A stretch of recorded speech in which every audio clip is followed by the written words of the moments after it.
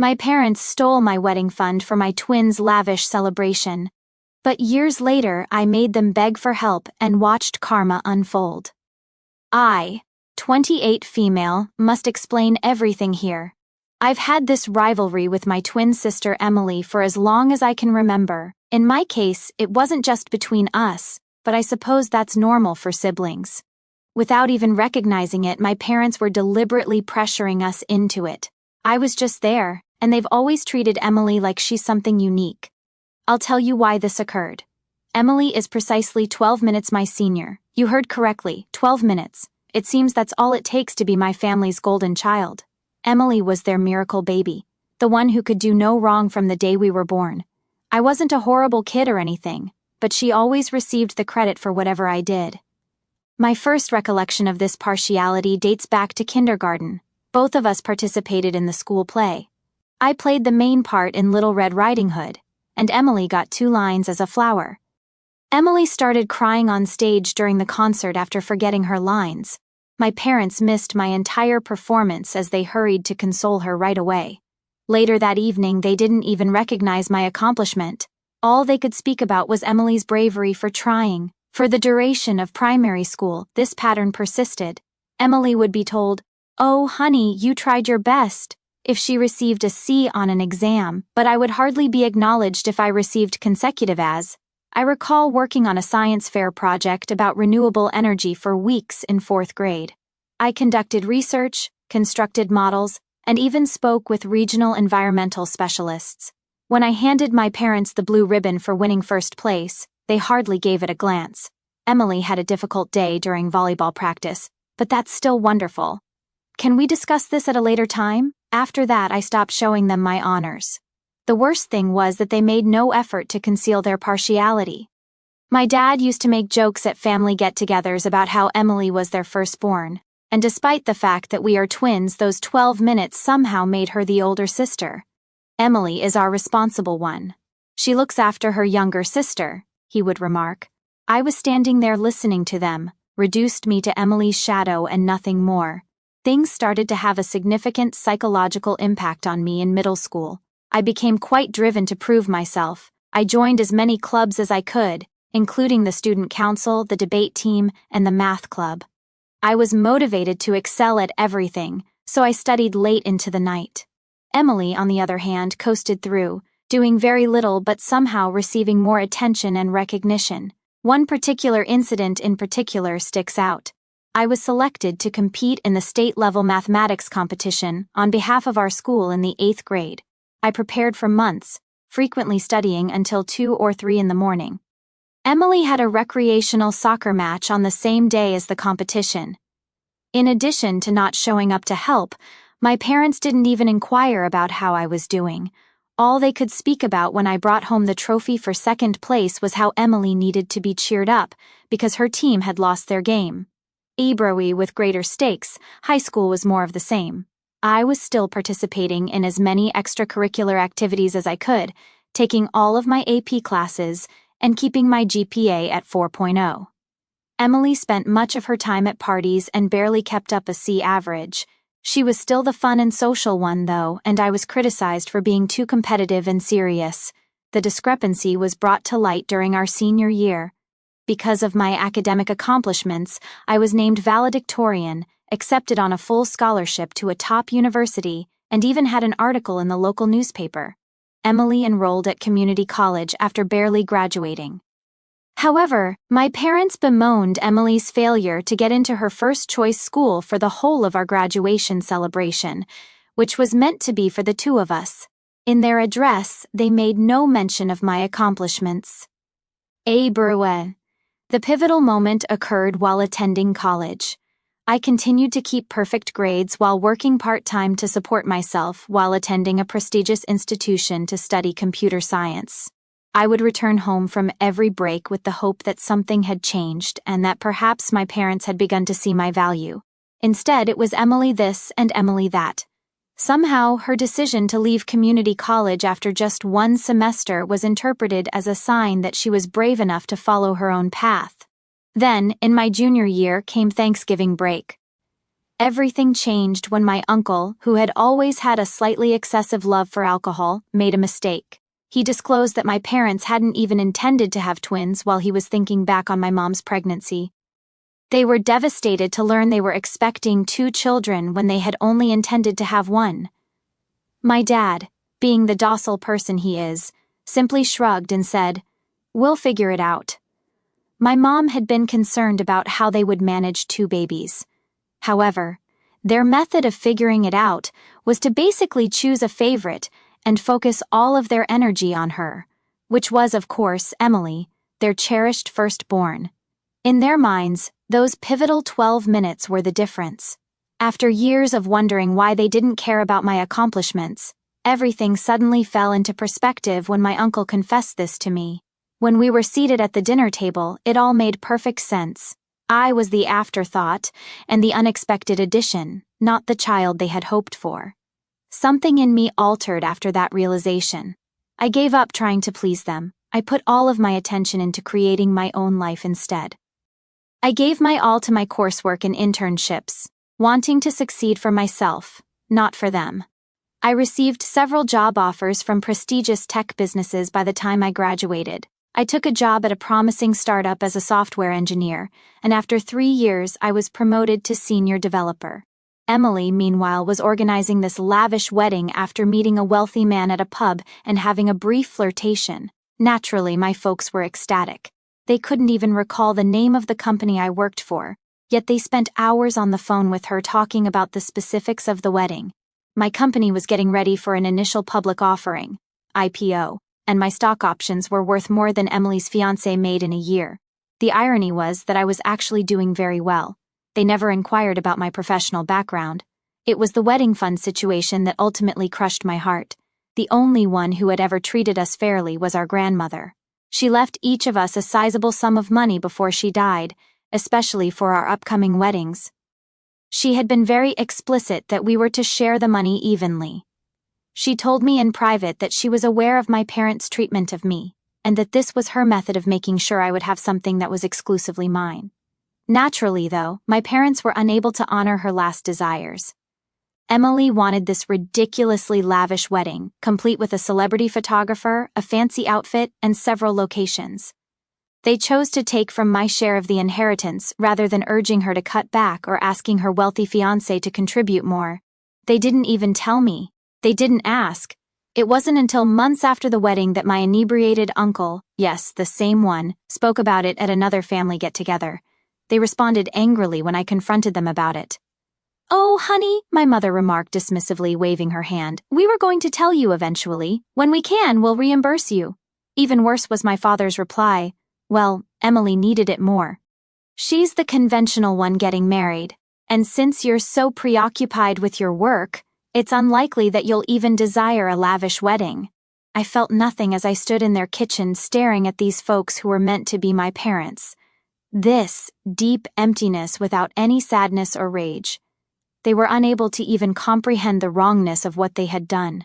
They believed that since it was for Emily, it was totally acceptable to take my inheritance without my consent. Emily had always been the focus. I returned to my flat that evening and gave my life a lot of thought. I came to see that Emily had eclipsed or completely disregarded every significant turning point, accomplishment, and proud moment. My graduation from high school, they were too preoccupied in comforting Emily over her grades. Due to Emily's difficulties at community college, my college scholarship was hardly recognized. Emily was preparing for her wedding, so she disregarded my first promotion. I did something I should have done years ago when I opened my laptop. I emailed them and said, "I am aware of the wedding fund. I am aware that without consulting me, you used my inheritance to pay for Emily's wedding. The way you've treated me throughout my life is more important than the money you never made an effort to conceal, the reality that I was never the daughter you desired. I'm done attempting to win your affection and acceptance. I'm over being the kid you didn't want. Do not get in touch with me again unless it is to repay my money, please." I felt a tremendous weight lift off my shoulders as I pushed send. I banned their numbers and deleted them from all social media. I didn't have to worry about trying to meet Emily's standards or gaining acceptance that I would never receive for the first time in my life. It has been a life-changing year. I gave my job and personal development my all attention. My stock options are now worth more than Emily's whole wedding expenses because our company's initial public offering, IPO, was a success. I started therapy to address my childhood trauma, purchased my own home in a desirable area of the city, and formed sincere friendships with individuals who genuinely respect me for who I am. Occasionally, Emily makes an effort to connect with distant family members or mutual friends. She will write things like, "Family should stick together," or "You're still my sister," but as she saw our parents discount my accomplishments throughout the years, where was the sense of family? When she joyfully received my inheritance for her wedding, where was that? She shared our parents' complicity in everything. Some relatives have attempted to place the blame on me by claiming that I'm being too severe, that blood is thicker than water, and other such things. However, these are the same individuals who silently observed my parents' years-long favoritism of Emily. They remain silent after seeing my treatment. They are no longer able to express an opinion. It's interesting because cutting them off has made me realize who my true family is. My therapist, who is helping me see that none of this was my fault, my CO workers, who applaud my accomplishments, and my college best friend who assisted me in moving into my new home. The ones that genuinely care about me are these. I have been offered a role as team lead at the firm I work for, which recently launched a new office in a different state. I'm making a decision for the first time in my life without considering how it will compare to Emily or what my parents will say, and it's a great opportunity. It feels amazing to be living my life for myself. Am I the jerk for cutting them off entirely? Reddit. I often question whether I'm being overly dramatic, but every time I consider the possibility of getting back in touch with them, I reflect back on all the years I spent feeling inadequate, and I know I made the correct decision. It's going to get even more complicated now, though, and I need your honest thoughts on what I should do next. 2 weeks ago, everything changed drastically. My phone began ringing with several calls from my uncle when I was in the middle of a team meeting. My initial reaction was to ignore it because family calls always indicate turmoil, but I decided to answer it because there was something unique about receiving several calls in quick succession. He began, trembling a little. "Hey, it's Uncle Greg." I knew right away that something was amiss. He is typically the type of guy that remains positive even in the face of adversity. "I need to discuss your parents with you." I felt sick to my stomach. I knew this couldn't be good news because I hadn't heard from them in 2 years. "What's happening?" Trying to speak steadily, I asked. "They were involved in an accident, a rather poor one. They are in the medical facility." He paused and I heard him inhaling deeply. "Their car was struck by a truck that ran a red light. Your dad is in critical condition, and your mom has several fractures. They have spent a few days in the hospital." "Days?" I said it again, raising my voice. "And until now, no one had the idea to tell me?" He said they wanted me to let you know in a calmer tone. "I believe they want to see you. I believe that's not all, though. Their insurance is having issues." There was, of course. He went on to tell me that 6 months prior, my parents had allowed their health insurance to lapse. They had been having financial difficulties due to credit card debt and poor investments. They were far from being discharged from the hospital, and the medical bills were already mounting. Brr. What about Emily?" I knew the answer when I asked. Uncle Greg let out a sigh. "She said she couldn't assist with the bills when she visited once immediately following the accident. She didn't want to ask her husband for money so soon after their honeymoon for some reason. She is occupied with her stepchildren, her new family." That made me giggle. Emily is typical, always coming up with an excuse. Emily was too proud to approach her wealthy husband for assistance with our parents' medical expenditures, even though she had no trouble taking my fortune for her wedding. I sat in my office for a while after I hung up with Uncle Greg, gazing out the window at the skyline of the city. I didn't miss the irony. Now that my stock options had vested and I had more than enough money saved to pay for their medical expenses, I was truly in a position to assist them. Did I want to, though? I was unable to concentrate on anything else for the following few days. I jumped every time my phone buzzed, anticipating a call regarding their status. I couldn't stop picturing them in hospital beds, presumably wondering if I would ever arrive. Since they were my parents, I felt bad for even thinking about not helping. The years of favoritism. the stolen fortune, and the way they only contacted me now because they required something from me were all brought back to me, though. Simply put, this was about money, not about re-establishing contact or making amends. 3 days after Uncle Greg called, Emily texted me, "I am aware that you are performing well at work. Parents are in dire need of assistance. This is your opportunity to act morally." My opportunity to act morally? When she was using my inheritance to pay for her wedding, where was this moral compass? Where had she been all those years when she saw our parents brush off my accomplishments? My parents finally called themselves after a week of internal conflict. Although my mother's speech was weak and obviously influenced by painkillers, her deceptive methods remained the same as if the past 2 years of silence hadn't occurred. She began, "Sweetheart, we're in a really tough situation here. According to the specialist, the expenses might reach $200,000, not including rehabilitation. We acknowledge our shortcomings as parents." But I interrupted her. "No, you aren't, and you never will be. You haven't gotten in touch with me in 2 years, and the only reason is that you need money." My dad's voice said, "That's not fair." He was probably on speaker. "Your parents are us. Family supports family." That statement, "family helps family," set me off. Anger that had been bottled up for years came to the surface. "Family helps family?" I said it again. "When you used my inheritance to pay for Emily's wedding, where was that feeling? When you missed my college, graduation, where were you?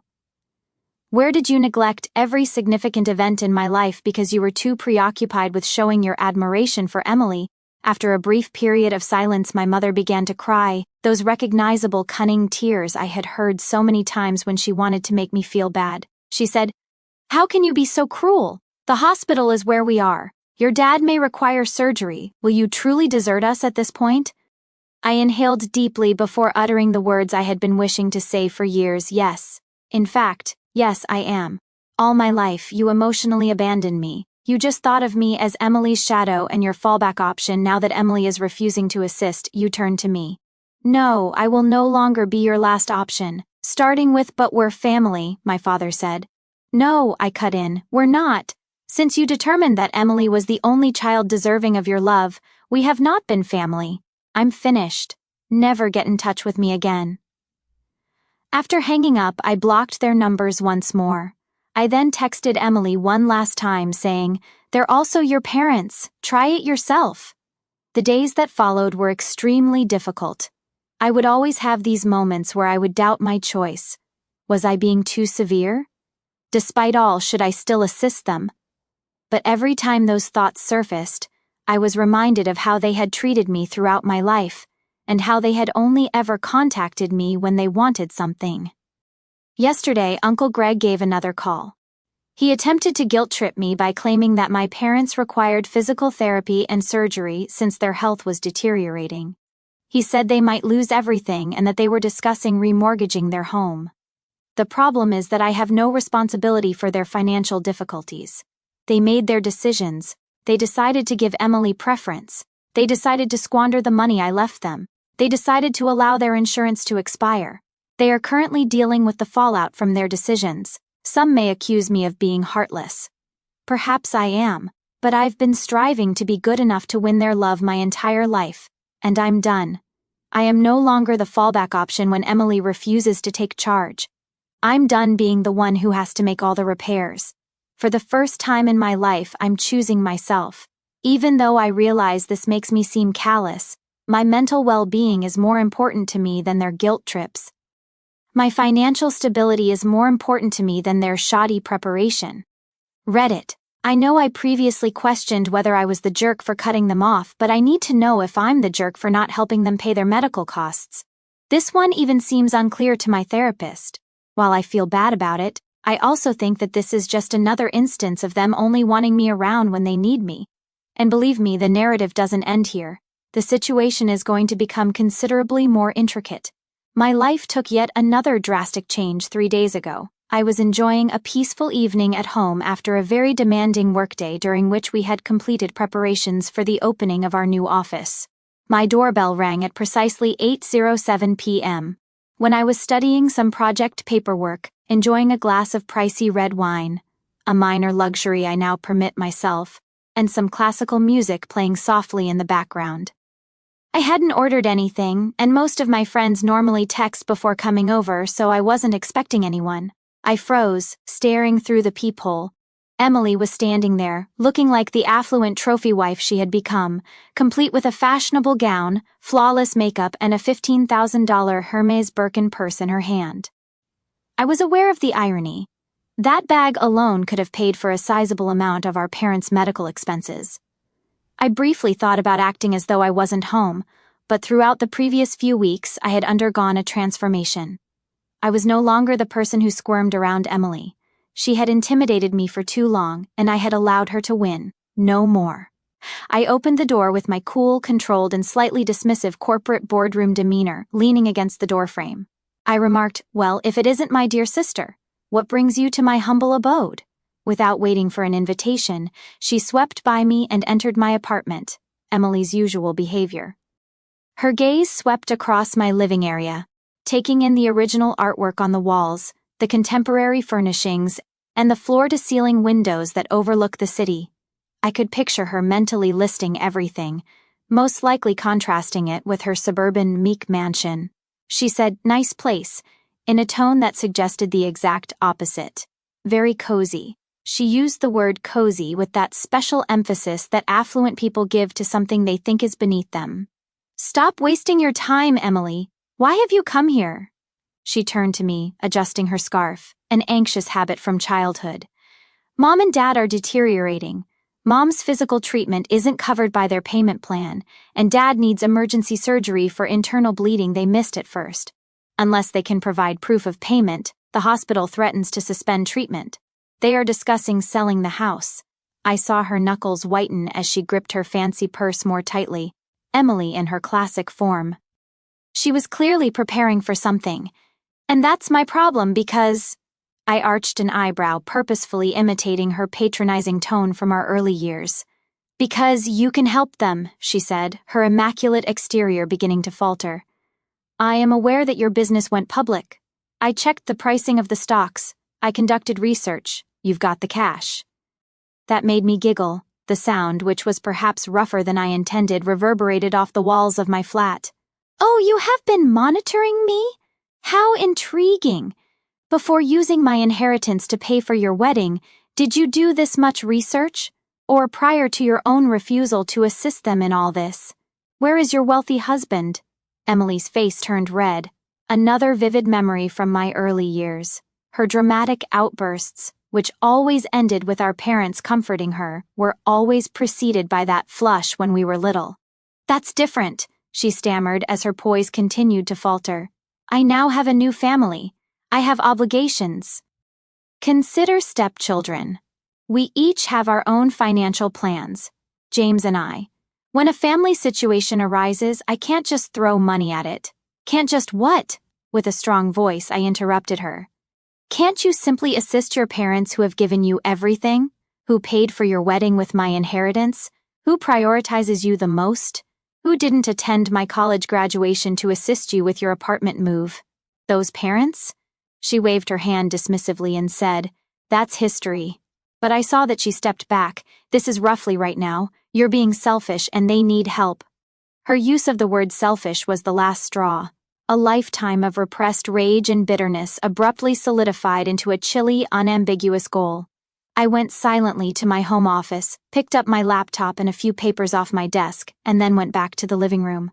"Emily, would you like to discuss money? Let's have a conversation." I rotated the screen of my portfolio dashboard in her direction. "Look at these figures. My stock options are these. I'll explain it to you in words you can comprehend. This is more valuable than James, your husband, would be in 3 years. That home of which you're so proud? If I wanted to, I could pay cash for it tomorrow." As she gazed at the numbers, her face turned white instead of crimson. I went on, bringing up papers such as my investment portfolio, my pay stubs, and the most recent offers I had gotten from rival businesses. But you're a tech worker." For the first time I could recall, she stumbled. "You're just a programmer." Her voice was small. "Emily, I'm now a senior development director. I was making something for myself while you and your wealthy husband were playing home. I also did it without treading on anyone else, unlike you. I clicked firmly to shut down my laptop. Without using any of my resources, I could assist Mom and Dad by covering their medical expenses. However, I won't. She murmured, "You're being cruel." But I could see that she realized that her younger sister had outwitted her. "No, it is terrible to stand by and do nothing while your sister has ignored her entire life without asking. Cruel is stealing her inheritance. Cruel only shows up at her door when you're in need." I approached the door and pulled it open. "Are we finished here?" "Don't return." Clutching her pricey purse like a shield, she stood there. She made one final attempt to say, "You'll regret this," but her voice lacked the assurance it usually possessed. "When they lose everything.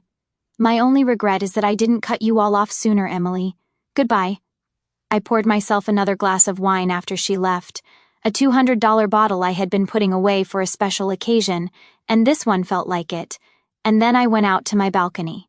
In front of me, the city lights were a tapestry of freedom and opportunity. I felt totally free for the first time in my life. No more living in Emily's shadow. No more feeling guilty. No more looking for approval. Brew. My phone was inundated with notifications the following morning.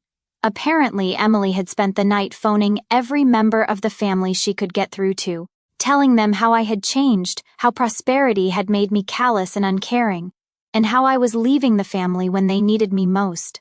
Uncle Greg wrote me a very long email on karma and family responsibilities. In response, I shared a comprehensive folder with the family group chat.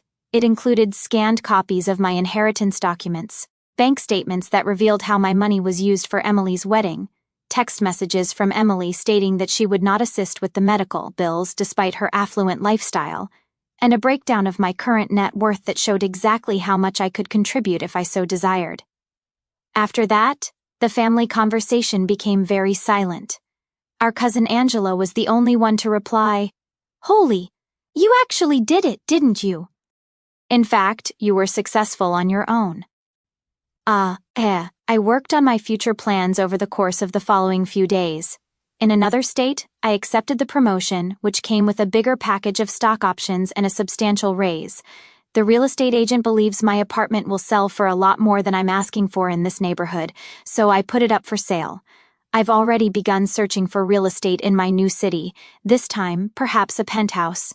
Emily sent me one last text last night which said, "Mom's crying every night because of you." I commented, "She had years to cry about how she treated me," and included a screenshot of my inheritance paperwork in my response. Her tears are no longer effective. After that, I blocked her number in all of my other family contacts. Closing the last chapter of a book I should have finished years ago was how it felt. You have been amazing during this journey, Reddit. Your encouragement made it clear to me that I wasn't alone in my feelings, and that it's acceptable to put oneself above harmful family members. Your remarks served as a constant reminder of my decision-making process whenever I had second thoughts. Recently, I received a message questioning if achieving financial success was worth sacrificing my family. The truth is, though, that I didn't lose any folks who never treated me like family in the first place. Those folks I broke free from. My achievement just gave me the courage to refuse their treatment. It didn't change who I am. I want to express my gratitude to everyone who told me similar stories, gave me advice, or just confirmed how I felt. When I most needed strength, you gave it to me. I will begin looking for a home in my new city next week. A new life, a new career, and a new home. For the first time, I'm looking forward to the future without being constrained by obligations to my family. To some, perhaps. However, I've come to the crucial realization that sometimes being branded an asshole by toxic individuals is a sign that you're finally advocating for yourself. Reddit, thank you. I was able to discover my value and voice thanks to you.